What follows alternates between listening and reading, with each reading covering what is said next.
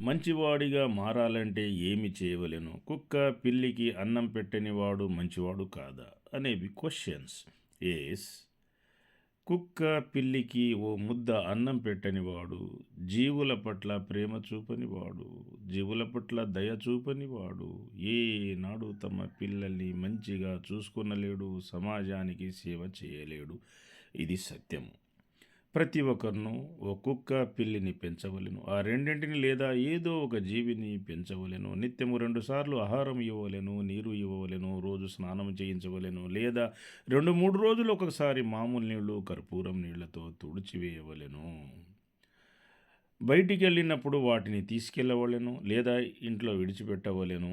బయటికి వెళ్ళినప్పుడు పక్కవారికో ఎదుటివారికో ఇతరులకో చెప్పి కాస్త అన్నమో పాలు పెట్టమనాలి. దానికి వారికి డబ్బులు చెల్లించవలెను. అంత జాగ్రత్తగా చూసుకొనవలెను.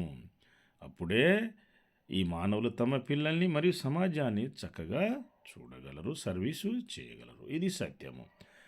మంచివారిగా మారాలంటే భగవద్గీత చదవాలి. భగవద్గీత తప్పక చదవాలి, ధ్యానము చేయాలి, జీవహింస మానుకోవాలి, old habits, bad habits cut చేయాలి, మంచి అలవాట్లను అలవర్చుకోవాలి. అప్పుడే మంచివారుగా మారుతారు, సమాజ సేవ చేస్తారు, రక్తంలో నీతి వస్తుంది. అప్పుడు ధర్మ మార్గం కనిపిస్తుంది, ధర్మ మార్గంలో నడుస్తారు, అన్ని మంచి పనులే చేస్తారు. చెడు కార్యంలో చెడు, నష్టం, కష్టం, బాధ జీవులకు మనుషులకు కలిగించకూడదు. కలిగించేవి అన్నీ పాపములే.